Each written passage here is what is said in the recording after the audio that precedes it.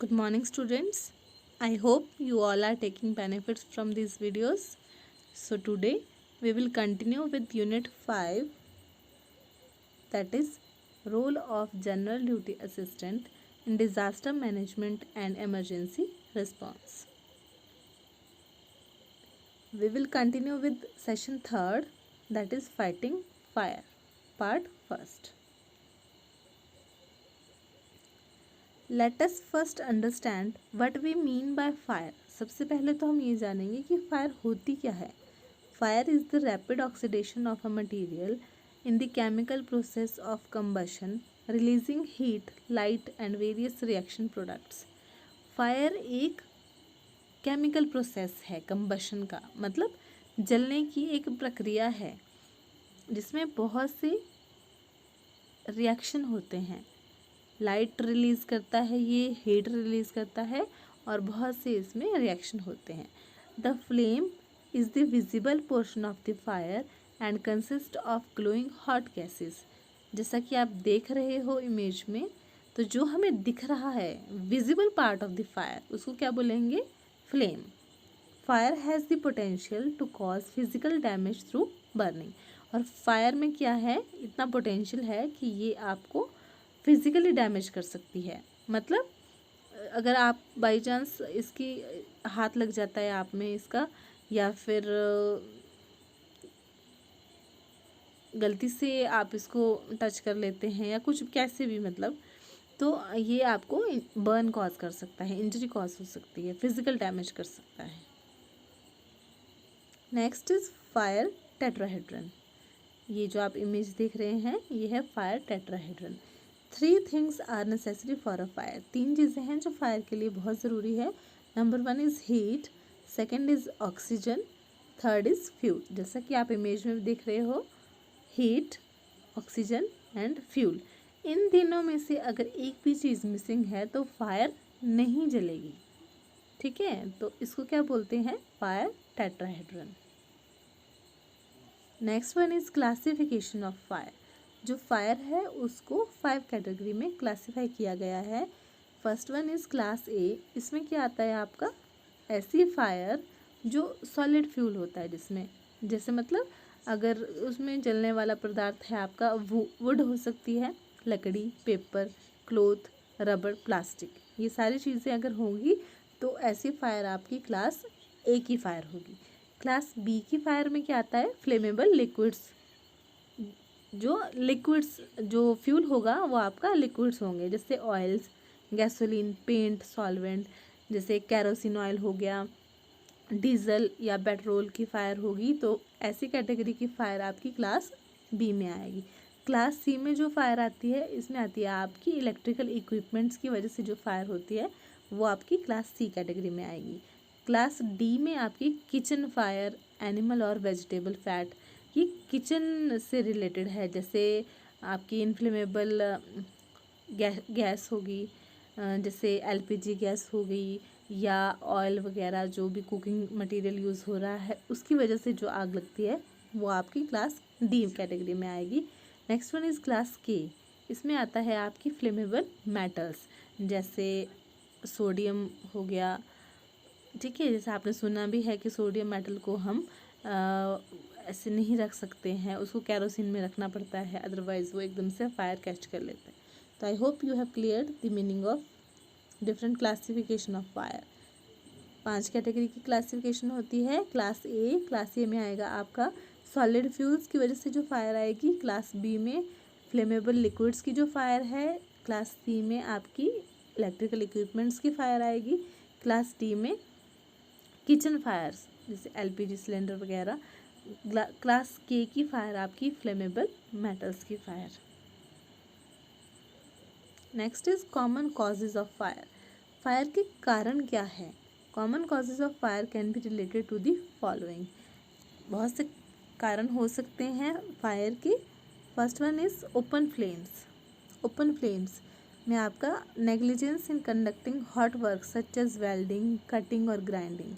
आप जैसे open fire है, ओपन फ्लेम है, तो अगर आप उसको नेग्लिजेंस कर रहे हो, मतलब प्रॉपर ध्यान नहीं दे रहे हो, जैसे कि वेल्डिंग का काम कोई कर रहा है, ग्राइंडिंग का कोई काम कर रहा है और गलती से मतलब नेग्लिजेंस में आपसे वो टच हो जाता है, तो मतलब उसकी वजह से टच नहीं सॉरी, अगर जैसे वेल्डिंग कर रहा है कोई और वहाँ पे कोई कंबस्टिबल मटेरियल साथ में पड़ा है, तो उसकी वजह से वहाँ फायर लग सकती है। इम्प्रॉपर यूज़ ऑफ कैंडल्स, जो आपके घर में कैंडल्स होती है, अगर आप प्रॉपरली उसको एक स्टैंड में प्रॉपर नहीं रखा, अगर मान लो उसके नज़दीक आपने कोई कर्टन है, कोई कपड़ा है जो जिसमें आग लग सकती है, प्रॉपर मतलब एक प्लेस पे नहीं रखा है कैंडल को, तो उसमें भी आग लग सकती है आपकी, ठीक है। Matches and cigarettes that are improperly throw कर दिए हैं आपने, जैसे मान लो सिगरेट है, सिगरेट जो हर कहीं जो मतलब यूज़ की हुई सिगरेट है हर कहीं थ्रो कर दी है आपने, तो उसकी वजह से भी जो फायर लग सकती है वहाँ पे। Second one is electrical appliances की वजह से, जैसे कि damaged electrical conductor, plug wires और एक्सटेंशन कॉर्ड्स। अगर आपके एक्सटेंशन कॉर्ड में कोई प्रॉब्लम है, प्लग वायर्स में डैमेज्ड हो चुके हैं वो, तो वहाँ पे क्या है एकदम से वो शॉर्ट सर्किट हो सकता है और आग लग सकती है। लूज़ इलेक्ट्रिकल कनेक्शंस, अगर कहीं आपकी वायरिंग जो है वो प्रॉपर नहीं है तो उसकी वजह से भी फायर लग सकती है वहाँ पे। नेक्स्ट वन इज़ कुकिंग अभी पीछे भी हमने पढ़ा, कुकिंग अनअटेंडेड कुकिंग अप्लायंसेस। जैसे कई बार होता है कि हमने कुकिंग के लिए ऑयल डाल दिया है और हम उसको फ्लेम ऑन करके हाई फ्लेम पे छोड़ के चले गए, तो वो वेपराइज हो जाएगा, ठीक है। और उसके बाद हो सकता है कि वो बर्स्ट हो जाए या फिर मतलब कुछ भी हो सकता है। अनअटेंडेड, आपने नेग्लिजेंस में फ्लेम हाई करके उसको छोड़ दिया और अनअटेंडेड छोड़ दिया, ऐसे ही उसको देखा नहीं, ध्यान नहीं दिया उस पर, तो वो भी एक कारण हो सकता है, ठीक है। Combustible located dangerously close to cooking equipments, ऐसे मटेरियल जो डेंजरस है उनमें आग लग सकती है और वो आपने गैस के पास रख दिए, या घर में चूल्हा होता है गांव में, तो वहाँ अगर आप रख रहे हो, ठीक है, उसके नज़दीक, तो वो आग पकड़ सकता है आपका। Next one is spontaneous ignition, accumulation of waste combustible material near potential source of ignition. वही बात है इसमें भी कि जहाँ सोर्स है आग का, जैसे मान लो आप गैस यूज़ कर रहे हैं, गैस के नज़दीक आपने मतलब एक कॉटन का या मान लो अखबार न्यूज़पेपर रख दिया उसको, तो उसमें आग लग सकती है और आपका ध्यान नहीं है तो वो आग आगे से आगे फैल सकती है, ठीक है। Next one is dealing with the fire emergency, किस तरह से आप फायर इमरजेंसी से डील करोगे। इसके लिए आपको 4 एसेंशियल स्टेप्स पढ़ने होते हैं, याद रखने हैं। रेस, RACE, रेस, इसमें क्या है, रेस में rescue anyone in immediate danger of the fire. कोई भी अगर मान लो कहीं आग लगी है, तो सबसे पहला स्टेप क्या है कि उसको वहाँ से निकालना है।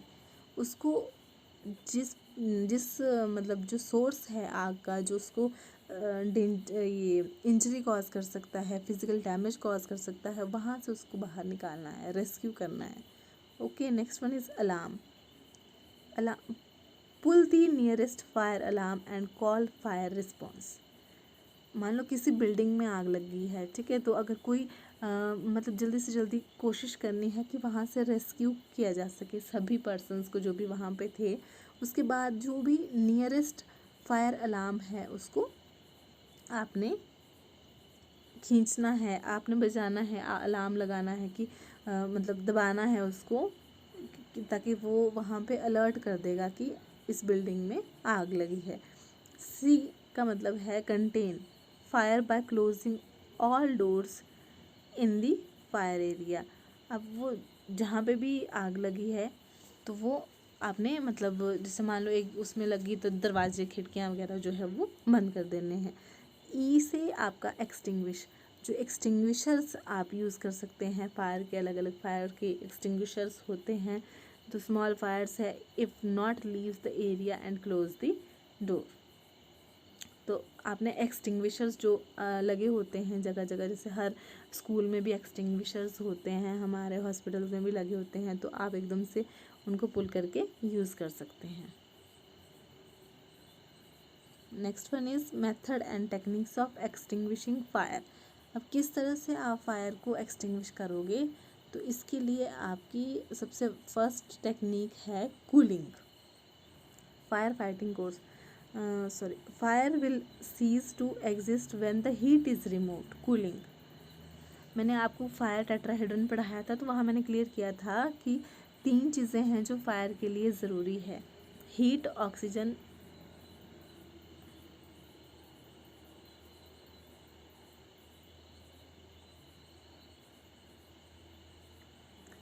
हीट, ऑक्सीजन और fuel.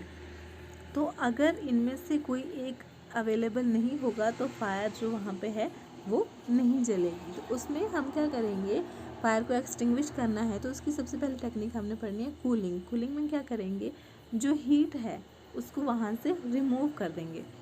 Fire will cease to exist when the heat is removed.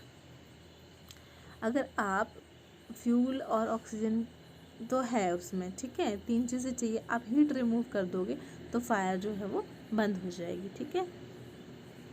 Next है स्मूदरिंग। स्मूदरिंग में क्या होगा कि आपने ऑक्सीजन की सप्लाई जो है वो कट कर देनी है। Fire will cease to exist when the oxygen is removed. ये देखो यहाँ पे हीट भी है, फ्यूल भी है, लेकिन आपने ऑक्सीजन जो है ऑक्सीजन की सप्लाई रिमूव कर देनी है, तो जो फायर है वो सीज हो जाएगी, बंद हो जाएगी। इसको बोलते हैं smothering. Next one is starving.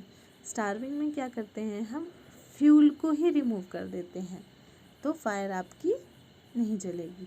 Fire will cease to exist when the fuel is removed, that is called starving और स्टार्वेशन। तो ये थे methods and techniques of extinguishing fire. Thanks, stay safe and stay healthy.